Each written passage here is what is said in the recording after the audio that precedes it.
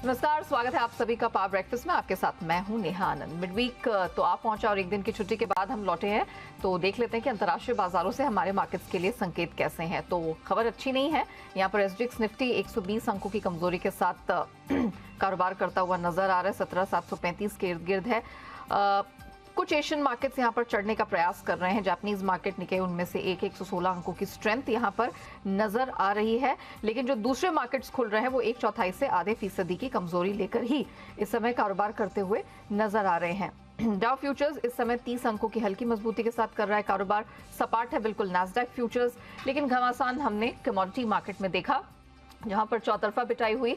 सारी non agree commodities लाल निशान में कारोबार करती हुई दिखाई दी हैं। मल्टी मंथ लोस पर कई मेटल्स हैं। चांदी की जमकर पिटाई हुई है और कच्चा तेल वो भी कुछ प्रेशराइज होता हुआ दिखा। तो एग्जैक्टली ऐसा क्या हो गया? कल अंतर्राष्ट्रीय बाजारों में ग्लोबल इक्विटी मार्केट की इतनी पिटाई क्यों हुई?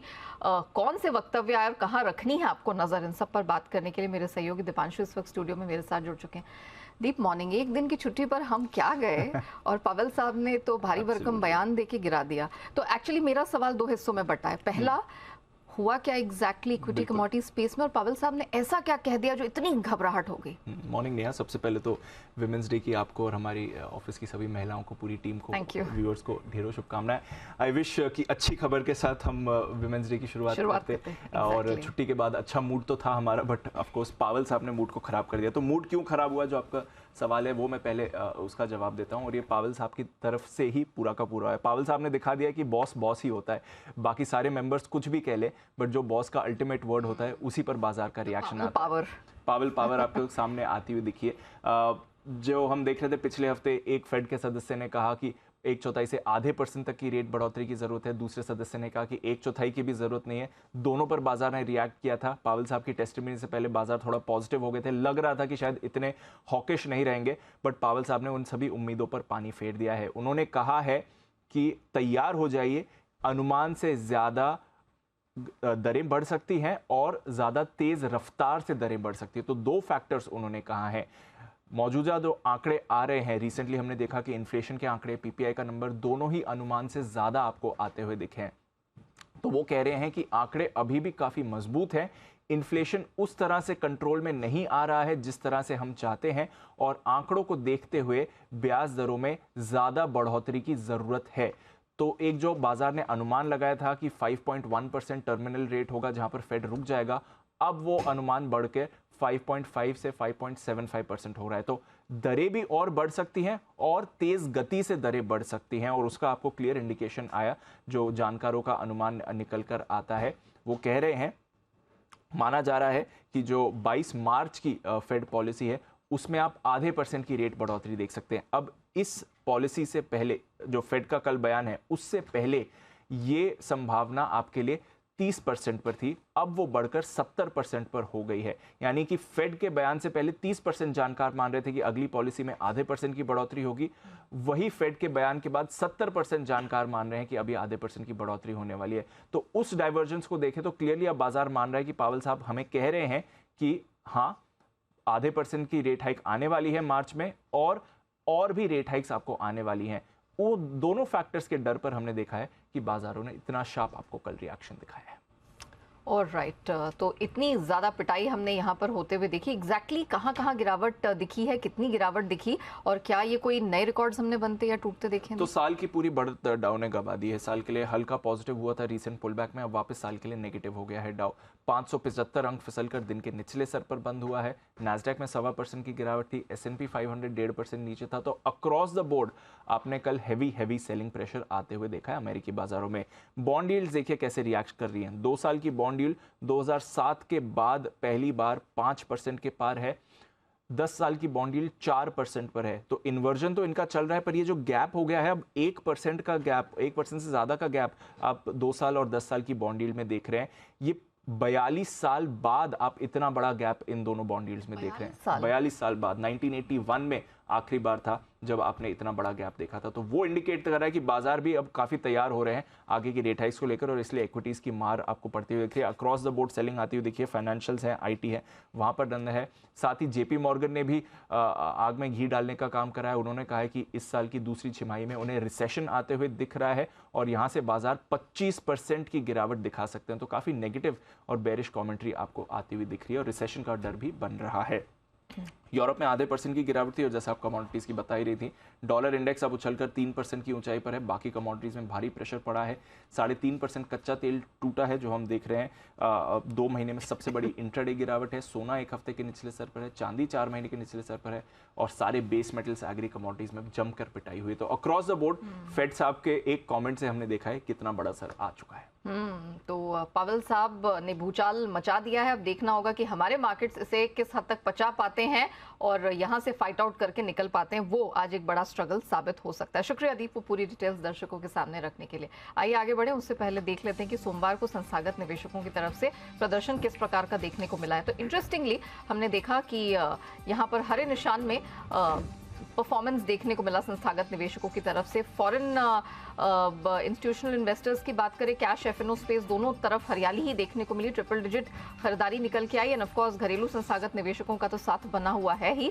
750 करोड़ से कुछ अधिक की खरीदारी का फिगर वहां भी दर्ज हुआ है। अब जिस प्रकार के ग्लोबल संकेत मिल रहे हैं जो कि बेहद ही खराब है, चिंताजनक है, हमारे मार्केट्स में आपको आज क्या रणनीति अपनाकर चलनी है, इस पर बात करेंगे। जी बिजनेस के मैनेजिंग एडिटर अनिल सिंह भी हमारे साथ जुड़ चुके हैं।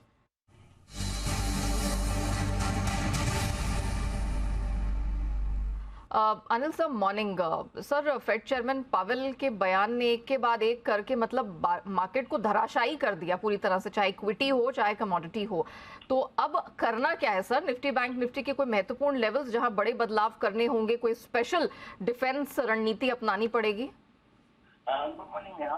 अब करना ये है कि इंतजार कुछ अहम लेवल्स का, अगर वो नहीं टूटते हैं तो थोड़ी जो रिकवरी का ट्रेंड बना है वो बना रह जाएगा, और अगर वो लेवल्स टूटते हैं तो फिर रिस्क बढ़ जाएगी, क्योंकि ऊपर की तरफ के लेवल्स टूटने की तो अभी संभावना थोड़ी सी आज कम होती हुई दिख रही है। जिस तरह से गैप से हम नीचे खुलने को तैयार होते हुए दिख रहे हैं, क्योंकि बयान इस तरह के थोड़े कठोर है बाजारों के लिए कि भाई ब्याज दरें बढ़ेंगी भी ज्यादा और रफ्तार भी तेज रहेगी, तो फिर ऐसे में जाहिर सी बात है बाजारों का रिएक्शन आना तो जायज है, और ये रिएक्शन नीचे की तरफ जो बनेगा उस पर फोकस करना है। वैसे तो बड़ी रेंज जो है 17,250 17,350 की सपोर्ट जोन, जब तक वो नहीं टूटती तब तक तो फिर कोई खास बड़ी चिंता की बात नहीं है, नई चिंता की बात नहीं। लेकिन आज के लिए जो सपोर्ट लेवल रहेगा वो है 17,525 से 17,600, इस रेंज पर करेगा फोकस पहले सपोर्ट के तौर पर। ऊपर की तरफ 17,725 17,800 आपके लिए रुकावट का काम करेगा। बैंक निफ्टी का जहाँ तक सवाल है 40,800 से 41,000, ये पहली सपोर्ट रेंज है जिस पर आपको फोकस करना है, और ऊपर की तरफ 41,400 से 41,550 की रेंज है जिस पर आपको रुकावट आते हुए दिखेगी। तो ओवरऑल गैप से खुलने के बाद देखते हैं कि फुल ऑफ सेलिंग आती है या फिर बाजार रुकते हैं, ये बड़ा इंपॉर्टेंट होगा। तो मेरे ख्याल से आज ओपनिंग के बजाय क्लोजिंग लेवल्स पर फोकस करना है। क्लोजिंग अगर इंपॉर्टेंट लेवल्स के आसपास या इसके ऊपर हो पाती है तब तो बहुत ज्यादा चिंता की बात नहीं, लेकिन अगर उसके नीचे बंद होते तो समस्या होगी, और उस लिहाज से आज के लिए क्लोजिंग का जो सबसे अहम लेवल होगा वो 17,600 के आसपास का होगा। अगर क्लोजिंग बेसिस पे 17,600 के नीचे बंद नहीं होता है तब तो कोई खास चिंता की बात नहीं। ओके, चलिए, थैंक यू सर हमारे दर्शकों को प्रिसाइजली बताने के लिए कि कौन से लेवल्स को उन्हें वॉच करके चलना है, मार्क करके चलना है और कहां ध्यान देने की जरूरत है। तो वॉचफुल आपको आज ज्यादा होना होगा। ओपनिंग तो महत्वपूर्ण रहेगी लेकिन क्लोजिंग पर आपको ज्यादा फोकस करना है। निफ्टी के लिए 17,600 उस लेवल को हमें वॉच करके चलना होगा। उसके नीचे अगर क्लोजिंग होती है तो कुछ प्रेशर यहां बनता दिख सकता है। 17,525 600 ये आज सपोर्ट का काम करेगी। अपर बैंड 17,800 तक खिंचती हुई दिखाई दे रही है। आज सहारा देने वाली बैंड बैंक निफ्टी के लिए 40,800 से 41,000 पे दिख रही है, और जो ऊपर रुकावट वाली रेंज है वो 41,400 से 550 के पास स्ट्रेच होती हुई नजर आई है। आइए देख लेते हैं कि खबरों के दम पर किन स्टॉक्स में, सेक्टर्स में एक्शन दिखेगा। अरमान हमारे साथ पूरी डिटेल्स लेकर तैयार है। अरमान, मॉर्निंग। ब्रॉडर मार्केट से तो संकेत अच्छे नहीं है, लेकिन कौन से महत्वपूर्ण ट्रिगर्स हैं जहां पर नजर रखने की जरूरत है और एक्शन कहां दिखेगा? बिल्कुल, सबसे पहले अगर ट्रिगर्स की बात करें तो जिंदाल स्टेनलेस हिसार, वहाँ पर अगर आप देखेंगे जो शेयर्स में ट्रेडिंग है वो सस्पेंड होती हुई दिखेगी आज क्लोजिंग के बाद से, क्योंकि जो मर्जर जिंदाल स्टेनलेस के साथ जो है उसके चलते। नेटको फार्मा, जहाँ पे बोर्ड बैठक में शेयर बायबैक के प्रस्ताव पर विचार किया जाएगा। SBI लाइफ इंश्योरेंस पर ध्यान रखिएगा क्योंकि आज डिविडेंड पर अगर आप देखेंगे वहां पर विचार करने के लिए बोर्ड मीटिंग है। यूनिपार्ट्स इंडिया जिनके IPO का 90 दिन का जो लॉक इन है वो खत्म होता हुआ दिखेगा। एक्स डेट है मेरिको में इंटरिम डिविडेंड 4.5 का। अब आ जाते हैं खबरों पर। खबरों में सबसे पहले अडानी ग्रुप पर ध्यान रखिए क्योंकि यहाँ पर जो है वो नेगेटिव खबरें लगातार आती जा रही है, जिसमें अगर आप देखेंगे Adani enterprises, Adani green, Nifty alpha 50 index से हटाए जाएंगे और उसी के साथ साथ अगर आप देखेंगे ACC, अंबुजा सीमेंट को निफ्टी 50 लो वॉलेटिलिटी इंडेक्स से भी जो है हटाया जाएगा। जी एंटरटेनमेंट एंटरप्राइजेस, यहाँ पर अगर आप देखेंगे तो IPRS जो कि इंडियन परफॉर्मिंग राइट सोसाइटी है, उन्होंने जो कंपनी के खिलाफ दाखिल IBC केस जो है वो वापस ले लिया है, वापस लेंगे। उसी के साथ साथ कंपनी और IPRS के बीच जो केस वापस लेने पर सहमति दी गई है। NBCC, यहाँ पर कंपनी को 3 प्रोजेक्ट के लिए लगभग 540 करोड़ का जो है वर्क ऑर्डर मिला है। वेल्सपन कॉर्प पर भी ध्यान रखिएगा क्योंकि ABG से जुड़े दहेज शिपमेंट स्थित असेट है उसकी बिक्री के लिए उन्होंने करार किया और लगभग 360 करोड़ में जो है वो बेचा जाएगा। गेल इंडिया, यहाँ पर 13 मार्च को बोर्ड बैठक में जो इंटरिम डिविडेंड पर ऐलान पर विचार किया जाएगा और उसी के साथ साथ PATA जो पेट्रोकेमिकल प्लांट है उसके उत्पादन जो है पूरी क्षमता से वहां पर चालू हो गया है। नेशनल एल्यूमिनियम, यहाँ पर 13 मार्च को बोर्ड बैठक में दूसरे अंतरिम डिविडेंड पर विचार किया जाएगा। ऑल कार्गो लॉजिस्टिक पर भी ध्यान रखिएगा, वहां पर 3.25 प्रति इंटरिम डिविडेंड का जो है ऐलान किया है। उसी के साथ साथ एक जो कंपनी है जिसमें उनकी ऑलरेडी होल्डिंग अगर आप देखेंगे 61% की थी, वो अधिक जो 38% बची हुई जो लगभग 39% के आसपास जो हिस्सेदारी है उसके अधिग्रहण को मंजूरी मिली है और अगर उस कंपनी के अगर आप देखेंगे एंटरप्राइज वैल्यू लगभग 370 करोड़ के आसपास की है। और अंत में इंद्रप्रस्थ गैस पर ध्यान रखिएगा क्योंकि उन्होंने जेनेसिस गैस सॉल्यूशन के साथ जो है एक स्मार्ट मीटर निर्माण के लिए JV का गठन किया है और इस JV में लगभग अगर आप देखेंगे 110 करोड़ की लागत से स्मार्ट मीटर मैन्युफैक्चरिंग जो है ये यूनिट लगाएगी, जो जिसमें अगर आप देखेंगे ये दोनों जो हैं इसमें इन्वेस्ट करने वाले हैं और अगर आप कुल मिला के इसमें अगर आप देखेंगे तो इनकी कंपनी की हिस्सेदारी लगभग 51% होगी। चलिए, तो ये वो स्टॉक्स हैं जिनमें खबरों के दम पर भरपूर एक्शन देखने को मिल सकता है। शुक्रिया अरमान, वो पूरी डिटेल दर्शकों के सामने रखने के लिए। आइए अब जान लेते हैं आज की ट्रेडिंग कॉल्स के बारे में। अनराठी सिक्योरिटीज के साथ करेंगे शुरुआत। सीमेंस खरीद के चलने की रिकमेंडेशन यहां से आ रही है।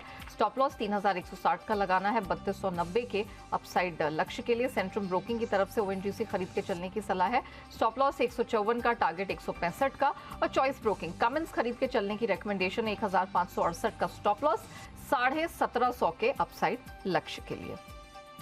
आइए अब जान लेते हैं कि आज के बाजार के लिए एक्सपर्ट्स कौन सी खास रणनीति लेकर आए हैं, किन शेयरों में, सेक्टर्स में फोकस करना है, कहां कमाई के मौके आज प्रबल दिखाई दे रहे हैं। सब पर बात करने के लिए हमारे साथ 5 पैसा के रुचित जैन जुड़ चुके हैं। Ruchit, good morning. जरा बताइए, आज जिस तरह के ग्लोबल संकेत मिल रहे हैं, निफ्टी, बैंक निफ्टी आप अवॉइड करेंगे या कुछ यहां पर स्ट्रैटेजी अपनाई जा सकती है? जी very good morning Neha ji, पिछले हफ्ते की डेटा देखें तो डेटा कहीं ना कहीं मुझे लगता है कि मार्केट्स को सपोर्ट करेंगी पॉजिटिव साइड के लिए आज के गैप डाउन ओपनिंग के बाद, क्योंकि FIs की जो शॉर्ट पोजीशन थी वो उन्होंने कवर की है लास्ट वीक और लास्ट 1.5 महीने से यही एक प्राइम रीजन रहा है FIs की शॉर्ट पोजीशन जो हमारे मार्केट के लिए एक थोड़ी सी प्रॉब्लम रही है। सो वहाँ पे शॉर्ट कवरिंग हुई है।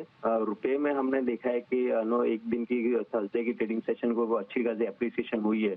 सो हमें लग रहा है कि और जो कंसर्न है मार्केट को इंटरेस्ट रेट हाइक का, वो कहीं ना कहीं ऑलरेडी डिस्काउंट हो चुका है, क्योंकि पिछले कुछ दिनों पहले भी मार्केट्स में ये बातें चल रही थी कि इंटरेस्ट रेट हाइक्स थोड़े और होने हैं US में। सो आई थिंक आज का गैप डाउन में मैं बाइंग की सलाह दूंगा निफ्टी में 17,600 से 17,550, ये आज इंट्राडे के लिए निफ्टी में सपोर्ट रेंज रहेगा। जो रेंज में आता है तो वहां पे इंडेक्स में खरीदारी करें। ऑलराइट, बैंक निफ्टी के लिए भी इतना कॉन्फिडेंस है?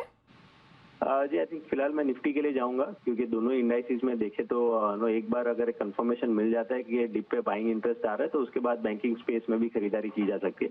बट यस, अगर आप शॉर्ट टर्म के लिए बात करें तो इवन बैंकिंग स्पेस पे भी व्यू बुलिश ही रहेगा। सो बाय एंड डिप्स की स्ट्रेटेजी अपनानी चाहिए।